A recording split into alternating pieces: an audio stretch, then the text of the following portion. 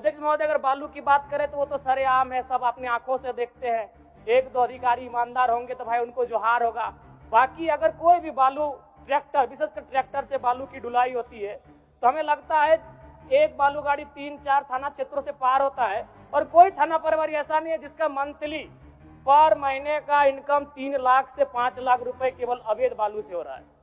अतः सरकार को मैं मानता हूं कि सरकार का खजाना खाली है, तो खाली है तो इस प्रकार अगर लूट की छूट होगी, जो सरकार के खजाना में आना चाहिए था वो थाना प्रभारी के जेब में जाएगा, पदाधिकारियों की जेब में जाएगा। तो इसी प्रकार हम लोग छात्रों से कलेक्शन करेंगे। अध्यक्ष महोदय, अब इसको भी झूठ मत कहिएगा, अखबार में दिया था कि जैक ने 35% 10th और इंटर का शुल्क बढ़ाया। मैट्रिक का शुल्क था 980, शुल्क कर दिया गया 1180।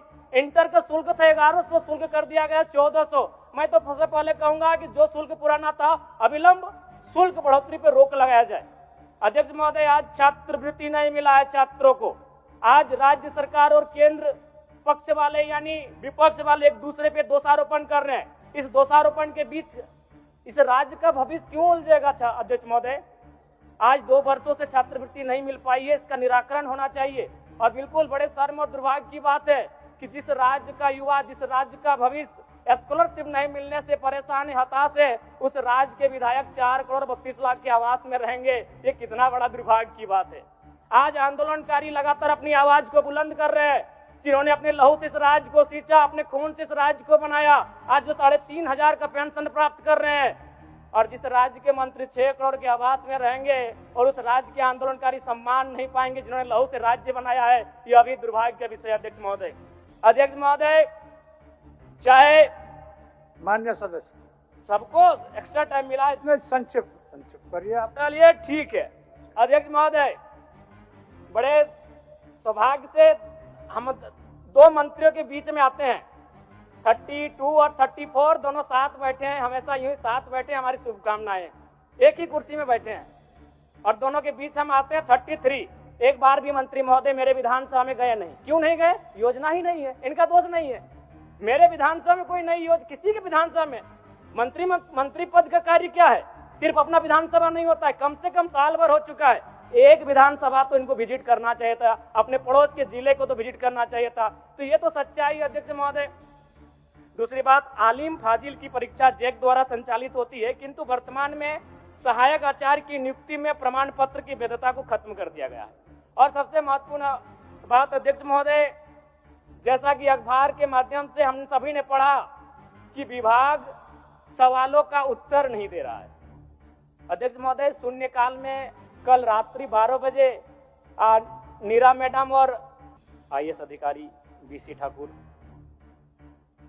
धारावाहिक महाभारत में कर्ण की भूमिका निभाने वाले मशहूर अभिनेता पंकज धीर, 2 बूंद जिंदगी की, मिले सुर मेरा तुम्हारा जैसी लाइनें लिखने वाले पद्मश्री से सम्मानित पीयूष पांडे जी जो प्रमुख रहे, और साथ ही साथ हमारे चंदन क्यारी प्रखंड के भौजूड स्थित दामोदरपुर गांव निवासी CRPF जवान शहीद मिलन सिंह राजपूत, जिनकी एक पेट्रोलिंग के दौरान कश्मीर के उधमपुर में बस खाई में गिर जाने से मृत्यु हो गई। कई घटनाएं ऐसी रही जो दिल को दहलाने वाली रही, मर्माहत करने वाली रही, जिनमें दिल्ली लाल किला में के मेट्रो स्टेशन में बम धमाके, सऊदी अरब के मक्का से मदीना जा रही बस दुर्घटना में मारे गए यात्रियों की घटना, तथा कई देश के राज्य के विभिन्न कोनों में शहीद हुए जवानों की मृत्यु की घटना, कतरास बीसीएल क्षेत्र में 6 मजदूरों के मरने की घटना, बिहार में 83 लोगों की छठ पर्व के अवसर पर मृत्यु की घटना, तथा कई ऐसी घटनाएं रहीं जिनसे देश को, राज्य को कहीं न कहीं आघात हुआ। और जो लोग इन घटनाओं में मारे गए उन्हें मैं श्रद्धांजलि अर्पित करता हूं। साथ ही अध्यक्ष महोदय, हालांकि अभी अनूप दा ने उस विषय को रखा, विजय कुमार महतो मेरे ही विधानसभा के हैं और मैंने पत्र के माध्यम से सभी विभागों को लिखक पत्र लिखा, MSC को लिखा, केंद्र मंत्री को लिखा, जो विभाग के मंत्री हैं, राज्य मंत्री को भी मैंने लिखा, संजय यादव जी बैठे हैं, मैंने उनको भी पत्र लिखा है, गिरिडीह के कलेक्टर को, डिप्टी कलेक्टर को मैंने पत्र लिखा है। सही बात है, 40-45 दिन हो चुका है, और विजय कुमार महतो का पार्थिव शरीर नहीं आ पाया है। बहुत ही दुखद घटना है। मात्र 25 साल का नौजवान था अध्यक्ष महोदय। तो मैं सरकार से आग्रह करूंगा और साथ ही मैं एक आग्रह करूंगा कि विगत मात्र 15 दिनों में सिर्फ मेरे विधानसभा से लगभग 15 से 16 प्रवासी मजदूरों का निधन हुआ है। अभी 2 प्रवासी मजदूरों का शव आया है अध्यक्ष महोदय, एक राजस्थान से आया है और एक किसी अन्य राज्य से आ रहा है।